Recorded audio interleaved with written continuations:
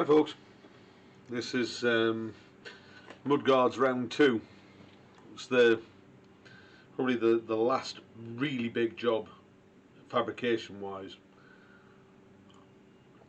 to do on this bike, and it's made particularly hard because it's a balanced mudguard. There's some cleverly little bits about it. Nice rolled edges, very nice. A bit of an indentation.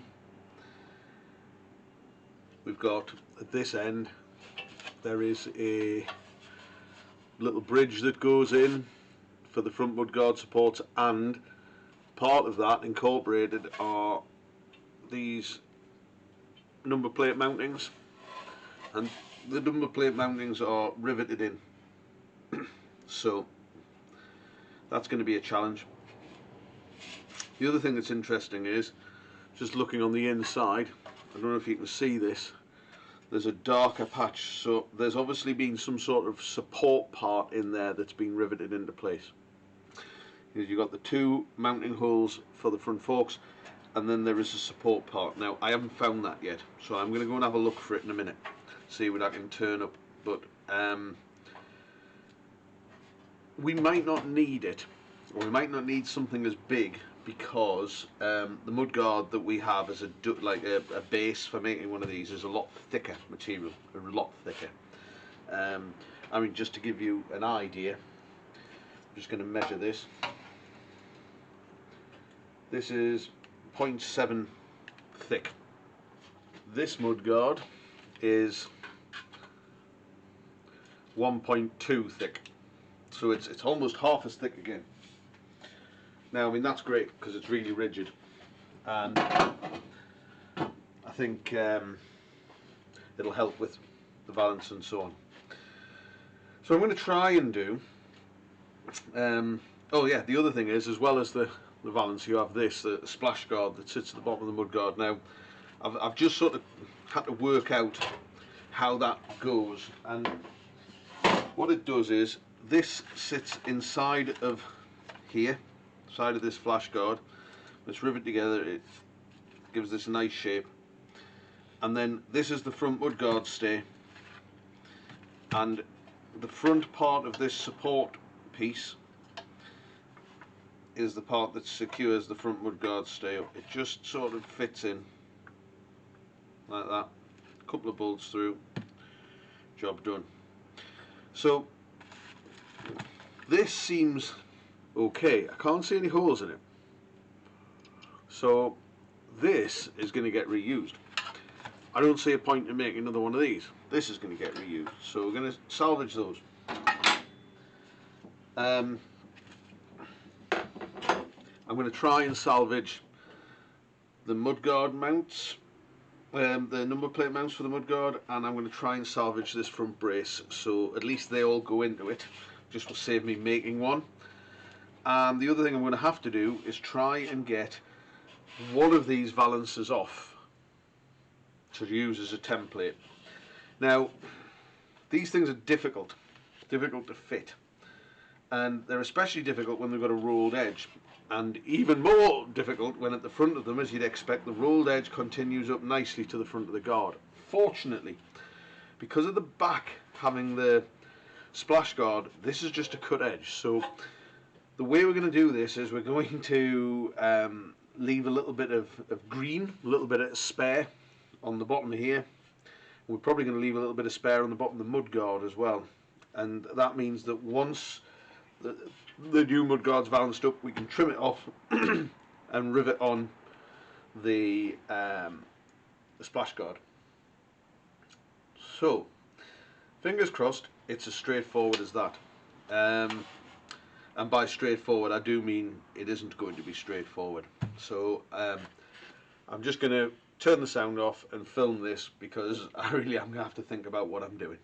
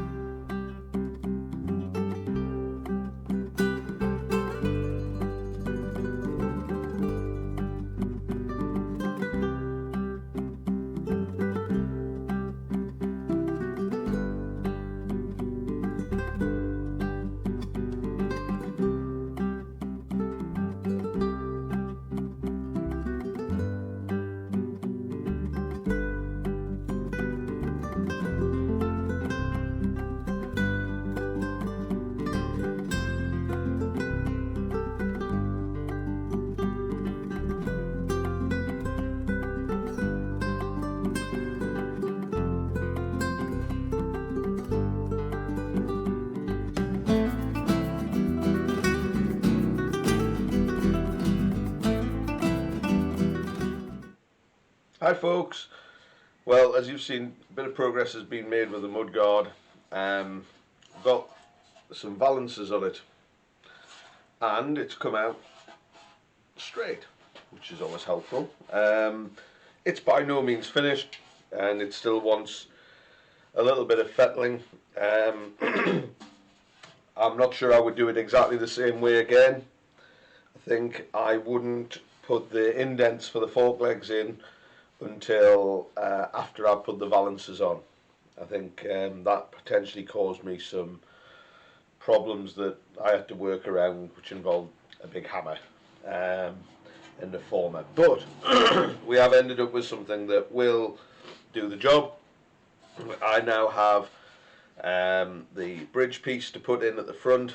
The front mudguard stays then linked onto, and we have to trim it to length. There's just probably see a white line on here, which is where the length should be trimmed off on this, and then I can put the last little bit, the little splash guard onto it, rivet that on. So they're the next things to do. So far I'm quite pleased with it.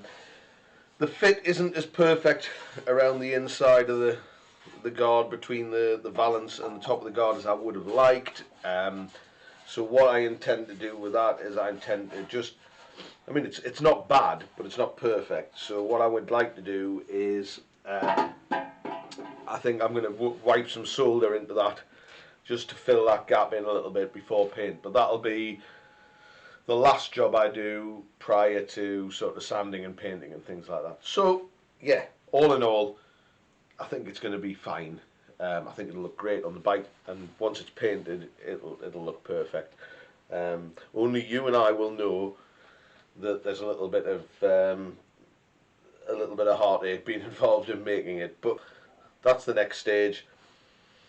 Put the bridge on, put the splash guard on the back, do a trial fit, and then get it ready for paint. So hope you enjoy the next bit. Thanks for watching.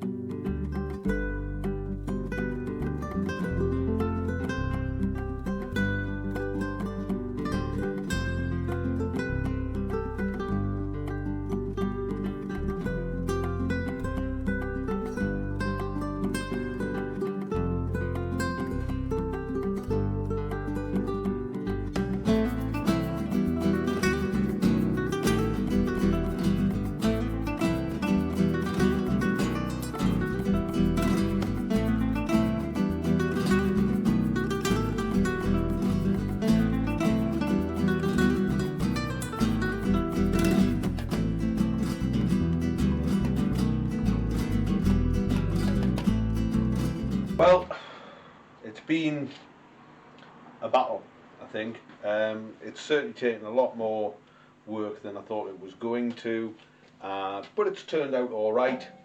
The mudguard looks fine. It fits okay, which is a real bonus. I think I have to be careful about the bolt length from the top, because if they're too long, they will rub on the top of the tyre. So there's not a lot of clearance, and that's got no fault of the guard as such.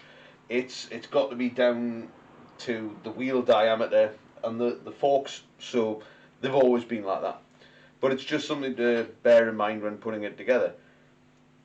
There's a few little bits of filling and things to do before I paint it, or as part of the painting process, and I think I'll be quite happy with it. I think it'll perfectly suit the bike and it'll look great.